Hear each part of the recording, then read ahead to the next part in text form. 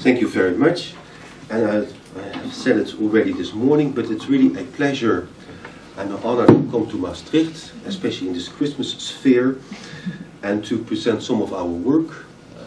Some of the young scholars already presented some of their work on transnationalism, and I would like to take the opportunity to present some of our findings of an ongoing research program on labor migration from Central and Eastern Europe to the Netherlands. I'm here now at the Maastricht School of Governance. Maybe I will have an opportunity next time also to discuss the aspects of governance, because I'm going to discuss patterns of labor migration and integration. But another question is, what kind of consequences do these kind of processes have for governance, and especially for local governance? Because you witness nowadays that cities like Amsterdam, The Hague especially, and Rotterdam are confronted with inflows of Eastern European labor migrants, and it has led to all kinds of commotions and all kinds of worries about local social problems. And I think that especially local governments have faced new difficulties, but also new challenges of integrating migrants from Central and Eastern Europe. But maybe that will be a topic for another workshop. What I would like to do is, first of all, to give a kind of sketch of old and new migration patterns. Secondly, I would like to say a few words of a former research programs on irregular migration. It was a research program called The Unknown City, because we have studied East and Central European migrants before, but before 2004 they were irregular migrants. But overnight, at May 2004, they became legal residents because of the enlargement of the European Union. I will say a few words about the invisibility of the new labor migration, and then turn to our current research on labor migration. And I will end with the discussion about transnationalism and integration. Okay, when we speak about this new migration, this is a kind of ideal, typical approach that the Netherlands, I think, until the 1980s, we had this old migration from the post-colonial countries, from the Mediterranean area, post-colonial migrants, especially the guest workers, and later the family reunification and family formation. All these categories received a formal permanent resident permit. They got all the social rights, partly political rights, and they relied on formal employment, and especially because of the economic crisis in the 1980s, many of them became dependent on social security. That's one picture. And that picture is still valid for specific categories, because we still witness family migration from Morocco, from Turkey. However, it is declining. But apart from this picture of the old migration patterns, we now witness these new migration patterns. Migrants come from all parts of the world to the Netherlands. It's not only from the south to the north, but also from the east to the west. From the 1980s, we have the refugees, the asylum migrants. We have witnessed the figure of the undocumented immigrant, which was, I think, an important type in the American literature, the irregular migrant, the undocumented migrant, but it has also become an important figure, social type, I would argue, in literature about migration to Europe. We witness nowadays temporary labor migration, especially from Central Europe. And what we also see is that because of state policies, because of the restrictive and the selective migration policies, you have migrants with all kinds of temporary and unclear or weak statuses.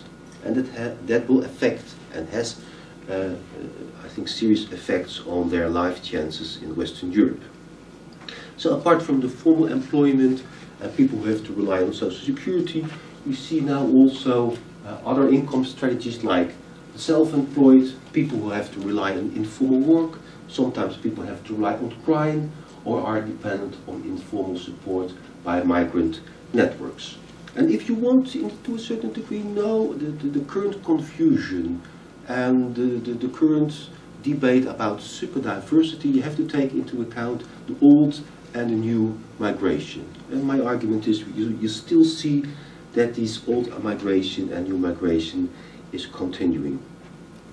Let me say a few words about a previous project, because it's important. And I would like to start with an anecdote. And that anecdote, I think it's important just to show to you and demonstrate to you how difficult it is to regulate migration, and how difficult it is to study migration, especially when we are dealing with categories that are irregular or do not register. And that is the case of many labor migrants from Central and Eastern Europe. And let me tell you an anecdote. It was in the beginning, I think in 2006, I got an invitation from the Ministers of Justice, and was the famous minister Rita Verdonk, and the Minister of Housing, and her name was Sibylla Dekker, to discuss some of the results of my research on irregular migration.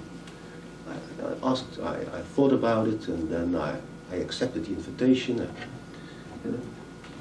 And I went to the city of The Hague and to discuss with these two ministers my work on irregular migration. And I remember very vividly, it was a beautiful sunny day, not like today, beautiful sunny day, and I had a meeting in the Ministry of Justice, and I said to Sibylla and Rita, the two ministers, before I discuss with you the results of my research program, I want to look with you out of the window, because it was a sunny day, and when you look out of the window of the Ministry of Justice, you have a superb view over the landscape of the city of The Hague.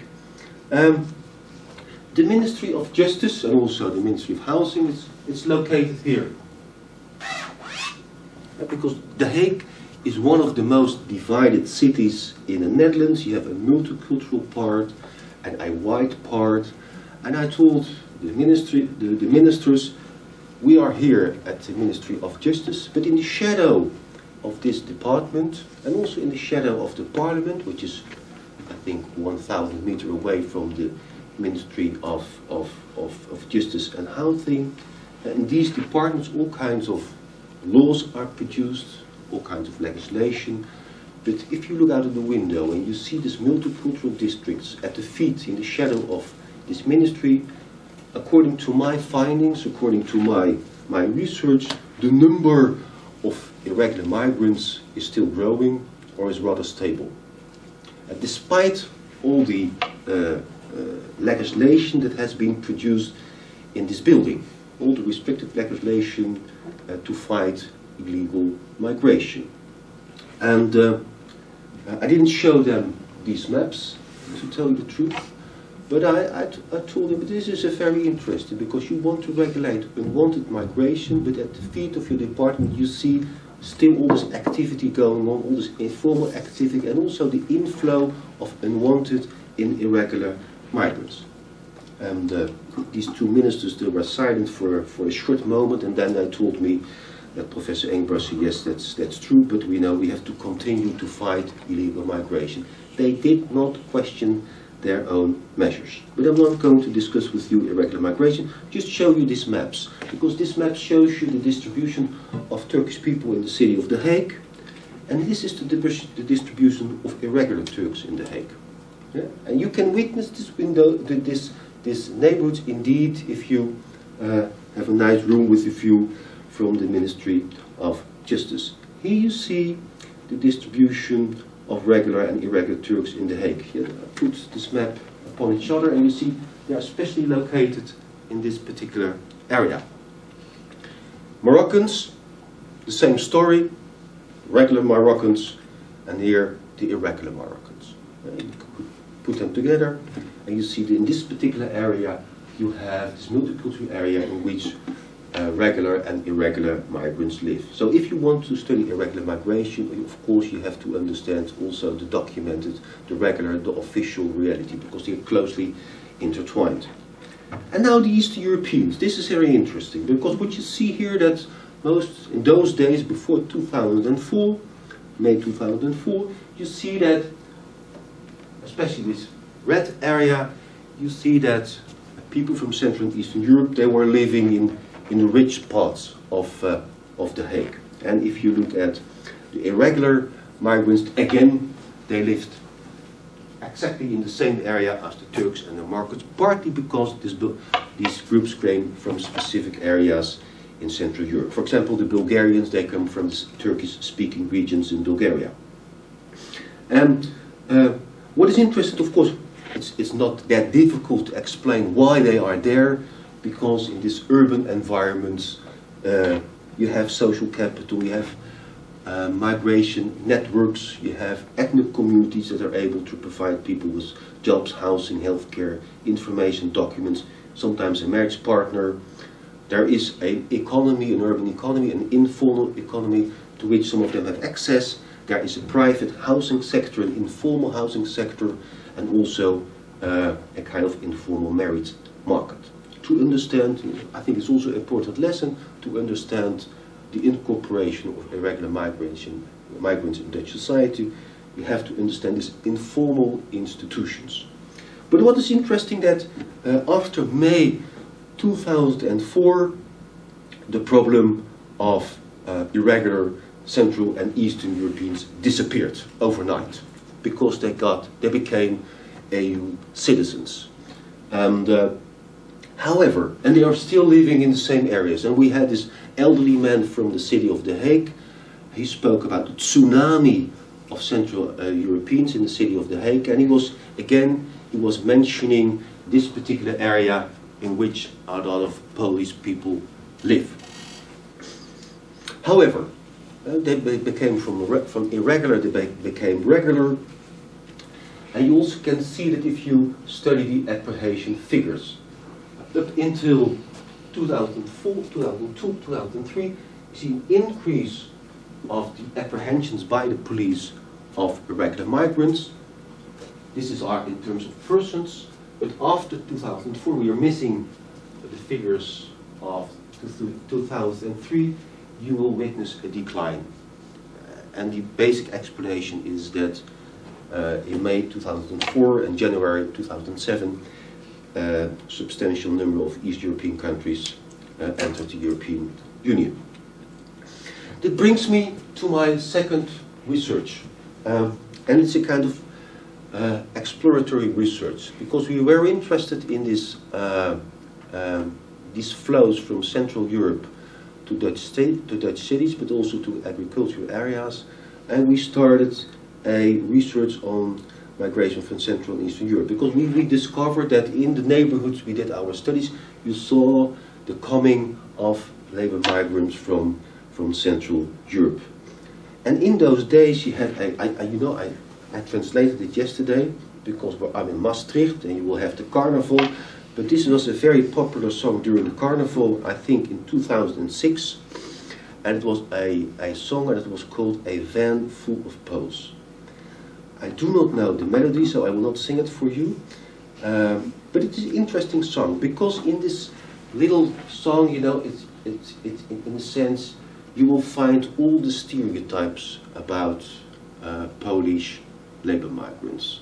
They're drinking too much, they're coming in a van, and they're difficult, to spot them. They are living in bad neighborhoods, they have a strong work ethic, but again, they also, there is also the danger of that they cause nuisance because of their drinking habits. But what is nice is this metaphor of a van full of Poles, driving back and forth. And in those days, we started this exploratory study, small and quick interviews with migrants from Central and Eastern Europe. I'm not going to discuss the empirical finding, but what is interesting is if you look at, are they registered or not? And what we found out in those days, that of the nearly 750 interviews, about 1/3 was registered in the population registration of the municipality, the GBA. About 40% was not registered, and 25% did not know. And in the past we had the difficulties of doing research about irregular migration, but also if you were doing research on regular migrants from Central Europe, you see that many of them did not register. To show you some figures, in those days about 60,000 based on nationality were registered in the GBA. About 100,000 were registered in the databases of the employee insurance company, because many people worked formally, paid taxes, that's why they were registered, but they did not register themselves in the databases of the municipalities.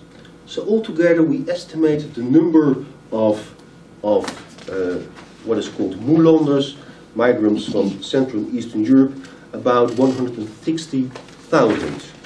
And it's interesting that I saw a latest estimate made by one of my colleagues from the Utrecht University, and he says nowadays about 20% of the Poles are registered, 27, Romanians about 30%, and the Bulgarians 30%, Romanians only 11%.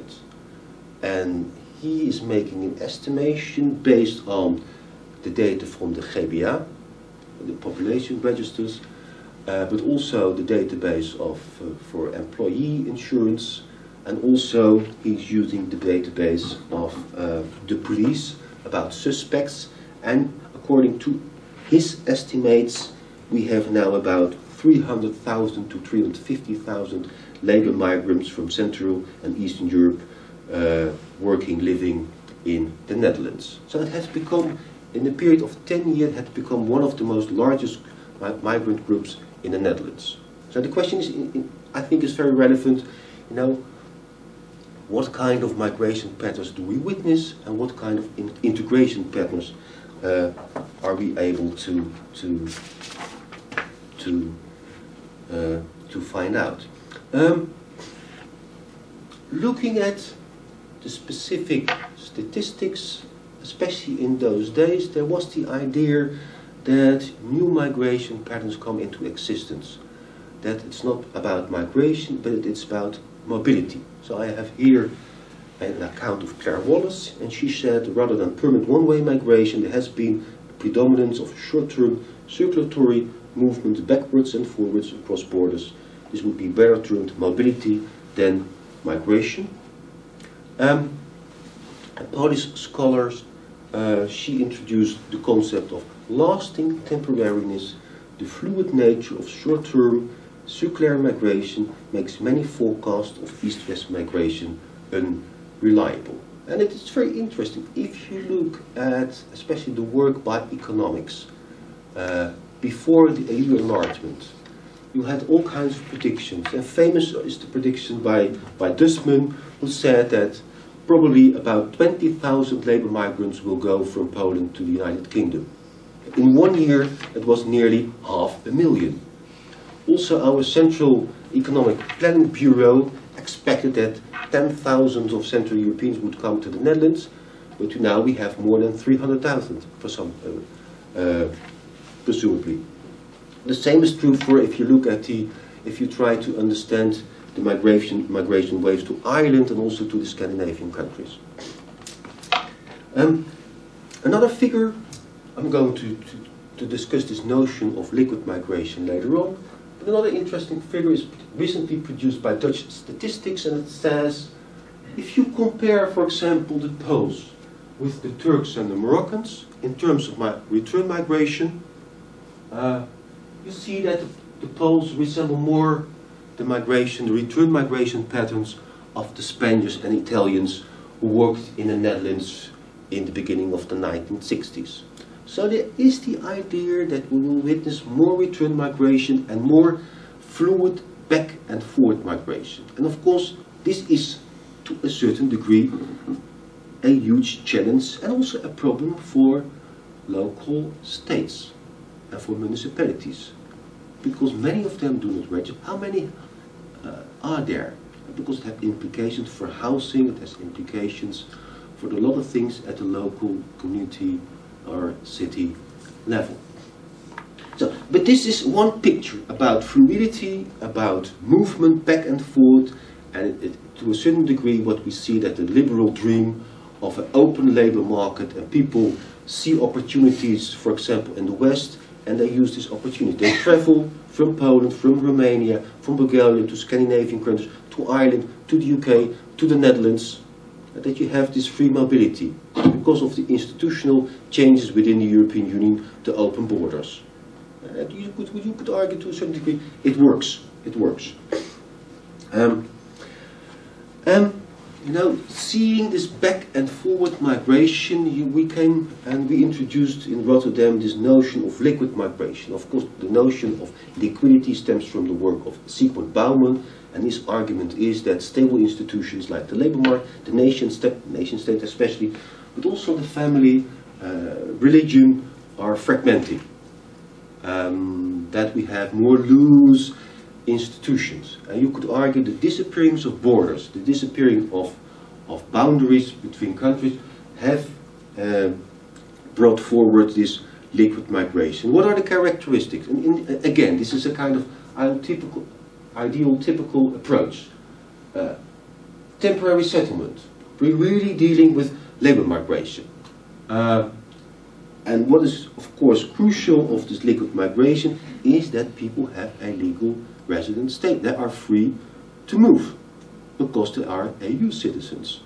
And of course, there is a difference between, for example, Polish people and people from Romania and Bulgaria, because Romanians and Bulgarians in a lot of European countries, there still is a kind of transitionary period, and they still need a working permit in order to get access to national labour markets. However, they are free to move. Yes.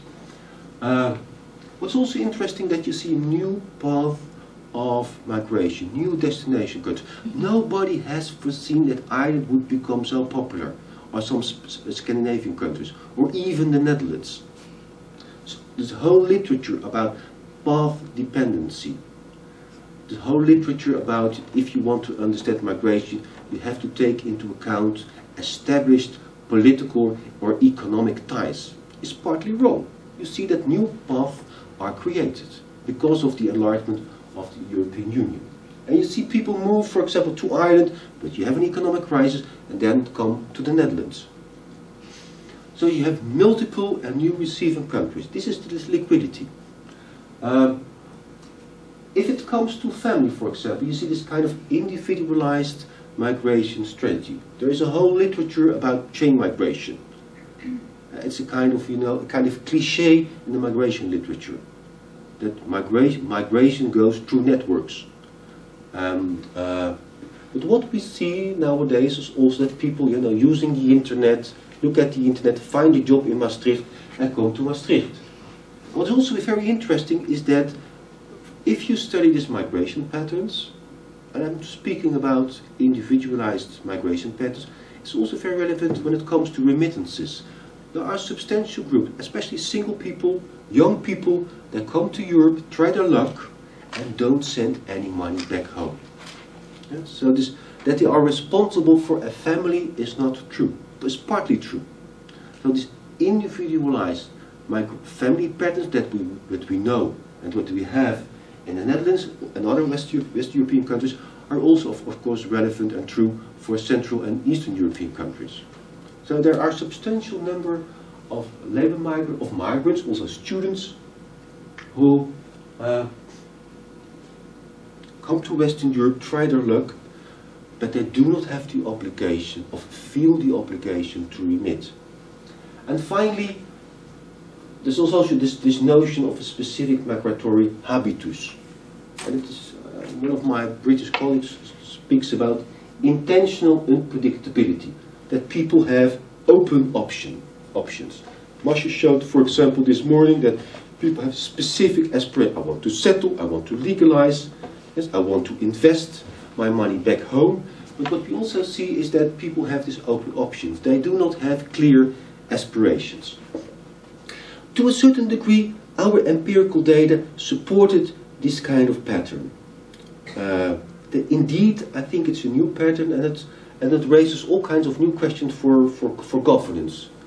Because one of the basic problem is that many of those people who are engaged in this liquid migration still do not register in the national database. So you don't know about what is the extent of this liquid migration. But I come to the final, the third research I wanted to speak about, because I think what we did, we overestimated this notion of liquidity. We did new research, and we just produced a report. We're now in the process of writing the scientific articles. Very interesting research project, because we studied these labor migrants in two big cities in the Netherlands, Rotterdam and The Hague, but also in small agricultural towns, or middle-sized agricultural towns, the Westland, very specific agricultural towns in the Netherlands. So the research team did interviews in Polish hotels, camping sites, tents, but also in the inner city of Rotterdam and The Hague. About 650 interviews. We focused on 3 groups. It was based on snowball sampling, and we just finished the report. And what are some of the relevant findings? When we started doing this research, we tried to figure out to try to a certain degree to establish this notion of liquidity, but looking at the literature and especially looking and reading the ethnographic literature, the small-scale studies, and all those studies had one question: how to make sense of East-West migration. And it was very interesting. You had these small ethnographic research, anthropological research. Most of them described, if you read those reports, 4 types. You have the circular migrants, the classical type, and the opening of the borders of the European Union enable migrants to travel back and forth, but also the settlement migration, as discussed by Masha discussed to a certain degree the investment migrants, people who work here for a short period of time and then go back, and also 2 other categories. The transnational and the global nomads, of the searchers, these young people who try to find their luck. And looking at the literature, we thought, what is in a certain sense behind these 2 or these 4 types of migrants are basically 2 important dimensions. And one dimension is attachment to the destination country, another dimension is attachment to the home country. It can be weak, it can be strong, weak, strong. And you could put these types into this 2x2 diagram. And but of course the empirical question is: do we witness those 2 dimensions? Do they exist independently of each other? Yes. So we did we looked at our data, analyzed the data, and indeed we were able, by factor analysis, to create these 2 factors and to place and to create to a certain degree this migration space and plot these individual migrants into this migration space. Let me explain this to you a little bit further. What we did first is to measure the attachment to the destination countries, and we have 11 indicators which create a specific factor, namely the factor attachment to destination countries. And we have these 4 groups: the circulars, the binationals, the footloose and the settlers. And this is the average degree of attachment to the country of destination. And you see clear distinctions between the 4 groups. For example, the settlers, they speak Dutch to a certain degree. However, the circulars hardly speak Dutch. 98% is registered in the Dutch population register. Of the circulars, the seasonal migrants, the temporary migrants, it's just 44%. The settlers have Dutch friends. They hardly have Dutch friends. 92% have a Dutch bank account. Just 47%. So you see clear, and I just now compare the circulars and the settlers, but you see also the binationals who, according to our view, on the one hand they are strongly attached to the Netherlands, also strongly attached to, for example, Poland, Bulgaria and Romania. And you see this, if you analyze the attachment to the Netherlands, also the binationals, many of them have contact with the native Dutch friends. They speak Dutch in their free time. 71% is registered in the Dutch population register. Most of them have a Dutch bank account. 94% a Dutch fiscal number. You see clear-cut differences. So it's interesting to see that this small-scale ethnographic research, that we more or less were able to reconstruct and to find those types in our data set. If you look at the degree of attachment to the country of origin, also by cluster, remittances. You are interested in remittances. The Syrians, 5,500 euro they send back every year. While those who settle is just 600. And I haven't discussed the other category. What we also, what was a hypothesis that we would find labor migrants who have a weak attachment to the Netherlands, but also to the home country. And of course, the typical idea is that you have the global nomads, as described by Sigmund Bauman, those with a very cosmopolitan, the highly skilled, the expats. But they did not exist. The highly skilled turned out to be, we could locate them in this quadrant, but not in this quadrant. Here you find people who are weakly attached to the Netherlands, but also weakly attached to the country where they come from.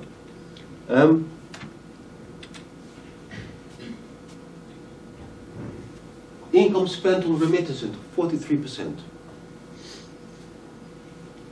It's hardly 3%. The footloose, who haven't been able, to get access to Dutch institutions, is just 7%. Binational, 21%. Visits to the country of origin yearly, 4 times. It's just 1.3. Investments. You see, you have the investment migrant, as discussed by Masha. 32% invest in the country origin, and while you see the footloose settler, it's less, it's substantial less. On the other hand, what's also interesting to see, if you look at the monthly contacts with family and friends in the country of origin, and we took together Skype, internet, your telephone calls, 80 times per year, per month, and also the binary 80 times per month. There's hardly any difference between the binationals and the settlers. So all these groups have substantial contact with the home country. And I read the paper Oske, and you mentioned, for example, the Polish peasant in America and Europe, and this is a famous study, you should read it. It's a 5-volume study, written 1918, 1922. It's about the Polish peasant in Europe and the United States. It's based on letters migrants wrote to each other. It took months, for a letter to arrive in Chicago. And now you see, this is a new world of transnationalism. And you also see that the settlers who do not invest, who do not remit, however, they have substantial contacts with family members and friends in the home country. Of course, with the help of regression analysis, we wanted to find the main determinants of cluster membership, and of course we found out that these footloose migrants are the low-skilled people who do not have a working permit. Now, what is extremely interesting in our research, that you have this current policy in the Netherlands that Bulgarians and Romanians, they need a working permit. However, the Dutch government is highly critical, so it's very difficult for them to get a working permit, but most of them just go to the Netherlands. Yes? And most of them work in the informal economy. So, and that's why they have difficulties to get access to get a strong attachment to the Dutch labor market and Dutch society. But here the low-skilled migrate at younger age, willing to stay for short periods, and especially those two categories are migrants who are rather highly skilled, were able to find a decent, stable job, to find decent housing, and that's why it's one explanation why they were able to stay in the Netherlands for a longer period of time. For those people, temporary jobs organized by labor recruitment agencies, many of them have the partner in the home country. You see here the settlement migrants, they bring their partner and the children to the Netherlands, or they get a partner in the Netherlands. So basically 4 different archetypical patterns of labor migration. And different, you could argue, different people who belong to these different types of labor migrants. What's the time? Do I have to? You still have another 5 minutes. 5 minutes? Okay. And I think that, this is also the topic of governance. Is that our assumption is that Western Europe will be confronted with those 4 types of labor migration now and in the near future, and they will exist next to each other. And it means that, for example, local municipalities and cities, local states have to develop policies to accommodate that process. So you need accommodation for the temporary labor migrants. Yes? And it means in specific area you need specific accommodation for people who stay for a very short time. So maybe we need these Polish hotels that are being built next to the cities of The Hague and Rotterdam. Pension-like accommodation. But we also, there is also a category, and especially in Limburg, especially in some cities in Limburg, who are facing settlement migration. But we also facing this kind of what we call a kind of expat pattern. People who stay for 3 to 5 years, who are well established and well integrated in the Netherlands, and then move backwards or move to another European country. And we also witness this group of footloose migrants, and they cause some problems. For example, in the city of The Hague, because they do not get access to the labor market, partly because they do not have a working permit. Also, they have these weak ties with the home country. For them, it's difficult to go back. I'm speaking of course, some of the examples are the Roma and the Sinti, but also these people from Bulgaria coming from Turkish-speaking regions. And they also create this new topic of problem of homelessness. And what we witness nowadays in London and Brussels and Paris, and also in the city of The Hague, you have this new issue of homeless labor migrants. And we're not able to find a job. Some of them have problems of addiction, alcohol addiction, drug addiction, and they stay. So you have this new issue of how to deal with this group. And it's very interesting to see that we do not have the answers yet, because also the cities have become also very restrictive. Only your own people have access to shelters. So you have to, for example, you have to live in The Hague for a couple of years, 3 to 5 years, and when you become homeless, then you have the right to have access to a shelter. Yeah, so you have this kind of you have the same selectivity at the city level as at the national level. But this is a new problem. And what's interesting in terms of governance, that what we see nowadays is that cities like The Hague and Rotterdam, but also a Belgian city like Ghent, is now extremely activistic and is trying to influence the national agenda, but also the European agenda. And they are in favor of rather restrictive measures. They're also in favor, for example, for return programs, to return those people who cause nuisance, to return them to their home countries. But they are EU citizens, so this is extremely difficult. What is also interesting is how to deal with these different groups in terms of inburgering, integration programs. What we argue that if you look at the specific categories, integration, you see different patterns of integration. Very temporary, more definite patterns. For a middle term period they will stay in the Netherlands and then go back, they move forward to another country. And to my understanding, it is not necessary to develop to develop specific integration policies for these kind of the categories A, B, D. You know, I think that they are to a certain degree well integrated. Some of them semi-integrated, others more well integrated in the society. Here you will have a group that may cause specific problems. Okay. Then I turn to this issue of transnationalism and integration. And you could argue what we see is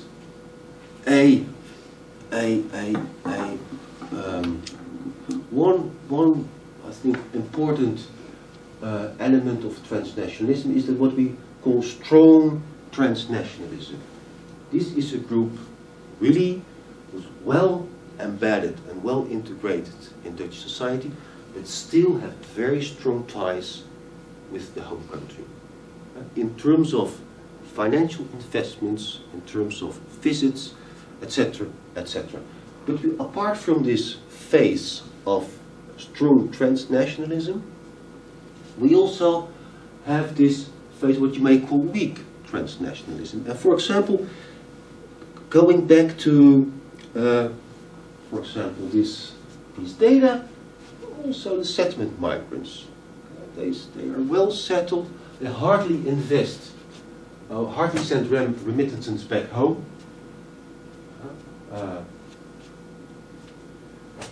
Just 1/3 has a house in the country of origin, but they still have, you know, this contacts with the folks at home. So if we're discussing this notion of transnational, you have these different phases. It's weak and it is strong.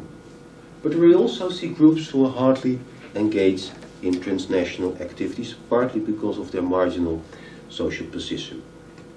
Of course, our research has a lot of weaknesses. And what is of course important is to put this diagram into motion. Yes, and to see, because this is a cross-sectional study, of course we want to find out what will happen with these guys and women. Yes? Will a certain migrant, for example, become a settlement migrant? What kind of trajectories we can sort out? So we have these interviews with 650 labor migrants, and now after 1 year we have the addresses, the emails, the mobile phone numbers of about 60% of them, and so we try to track them and to interview again, also to understand what is happening in the life course of migration. So to come to an end, I think that we were too quick to introduce this notion of liquidity, this back and forth. It's still relevant for specific categories, but we also witness this settlement migration, and also this expat model the expat pattern for being in the country for 3 to 5 years and then go further. But I think our research is a first attempt to make sense of labor migration and to show you the new complexity of labor migration, that you need new typologies to capture what is going on. And thank you for presenting this research. Thank you.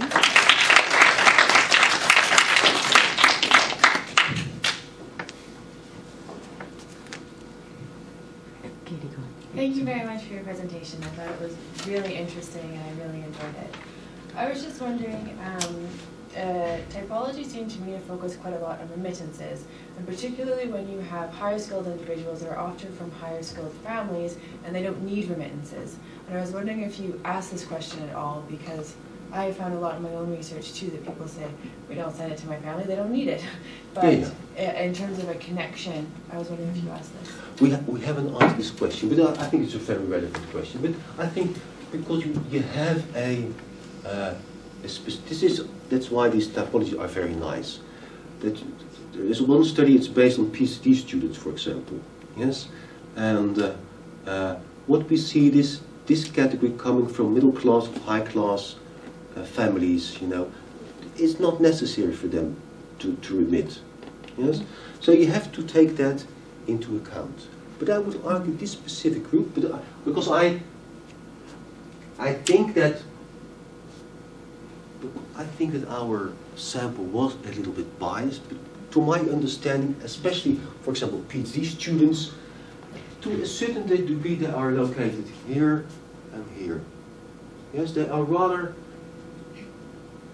they haven't had this strong attachment to, for example, to the Netherlands, and they have this limited obligations to home. To a extent, they are footloose, and you have two forms of footloose. One is the marginal footloose, and the autonomous footloose. Yes, these are the global nomads. But we haven't asked this question, but I think I'll think about it for the second phase. It could be a good question to ask them. Yes.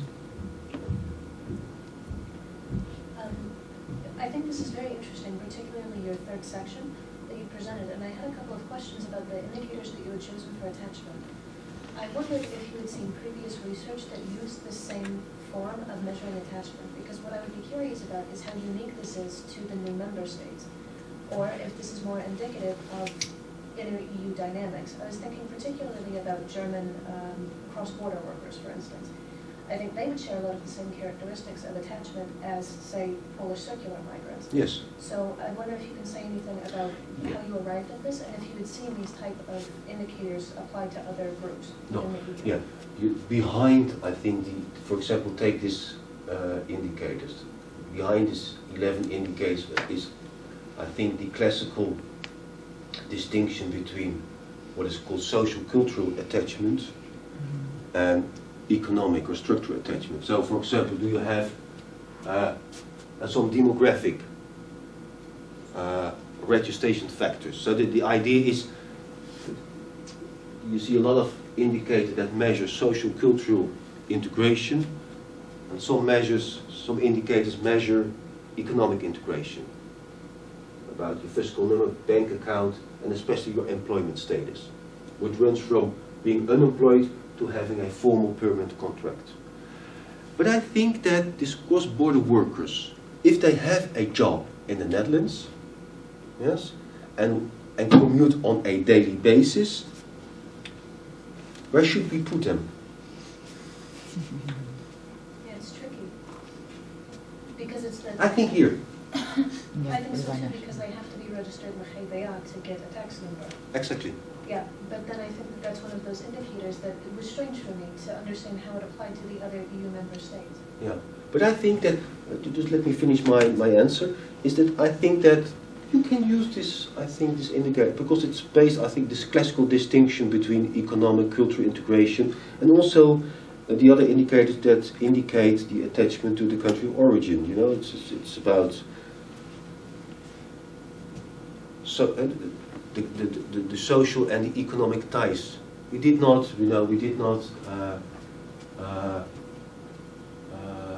research the political ties, but the social, economic. Do you invest? Do you send money back home? But also, so do you follow the news? Visits per year to your family. So I think that this model is easily applicable to all other Western European states. However, your specific category of these people living and working at the borders, maybe, because I said the transnational migrants is specifically there, it's for 3 to 5 years, yes, but this is a permanent form of binationality, of a binational orientation, isn't it? If you have the cross-border labor migrants who commute on a daily basis to work in a European country. So maybe for this particular category, this model doesn't fit that well. But I think but it's a model for labor migration. I'm not speaking about family migration. I'm not talking about asylum migration. I think for labor migration, it can be relevant to have a kind of archetypes to map and to classify what's going on. And of course, these two dimensions are continua. You see there's all kinds of intermediate. You also have people located here or here. Yes? But I think, I really hope that this typology will be used also to analyze data sets in other European countries. And I think the indicators are rather classical.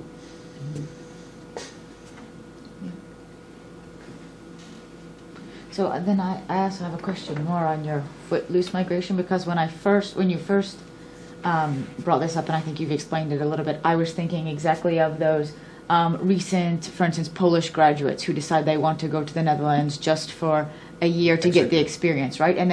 And you explained this a little bit, but it seems that they would then only basically they're younger and they intend to stay for less than 1 year, but they often have working permits and they're actually highly skilled because they're recent university graduates. So I think here your footloose migration for me is, I completely agree with footloose migration, but not with all the characteristics that would... Migration, yes. I'm sorry. No, and I think that what we saw in our research, that we have footloose to a certain degree, we capture a kind of, migration underclass. Yes? But next to this category, you have your category of the highly skilled who are able to find, after graduation, they are able to look for 1 year to find a job. Yes? Yeah, or they're just on a kind of adventure. Yeah, there are the adventurers. Yeah. And we hypnotized them because they are discussed in all these ethnographic studies, but we didn't find them in our study. And this is, I think, a limitation. We didn't interview that many PhD students from. However, but not even just PhD students. I mean, you have a lot of, for instance, just au pairs or people who are doing a little job for 1 year just to have the experience of being in the Netherlands. Yeah, but not from this particular categories, the Polish, the Romanian, the Bulgarians.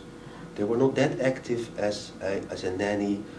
But I think what was interesting, if you can download our report from the internet.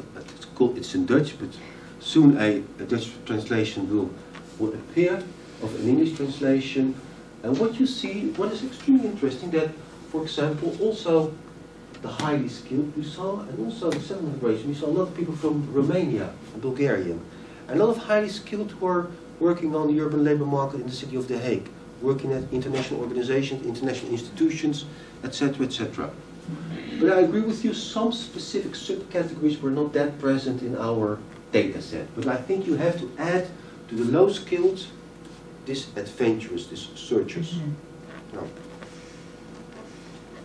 And was one of the groups more dominant in the database? So Yeah, that's why these are the dominant groups.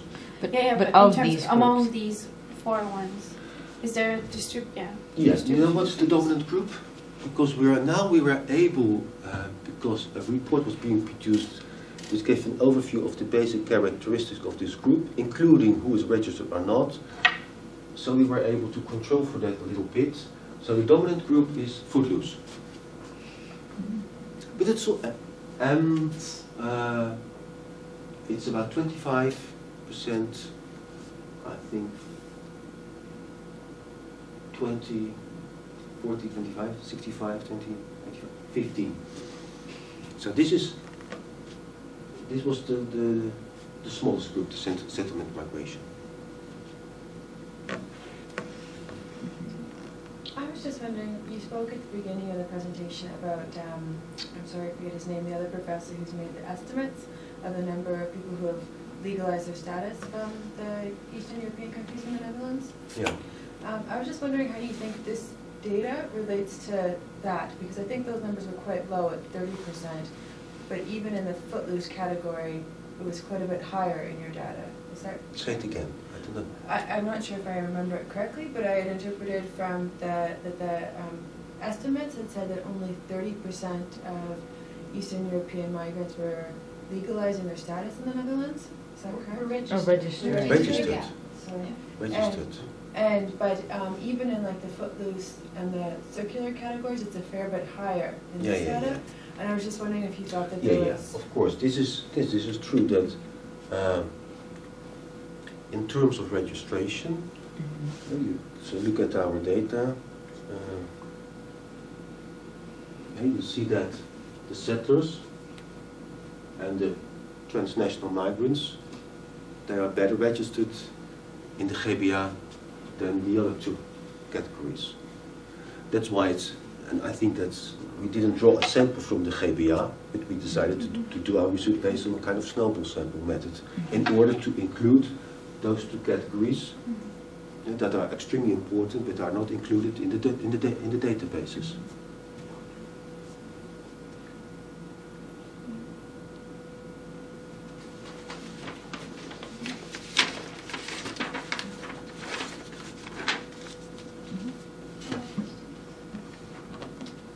Thank you very much for your attention. Thank you for being here.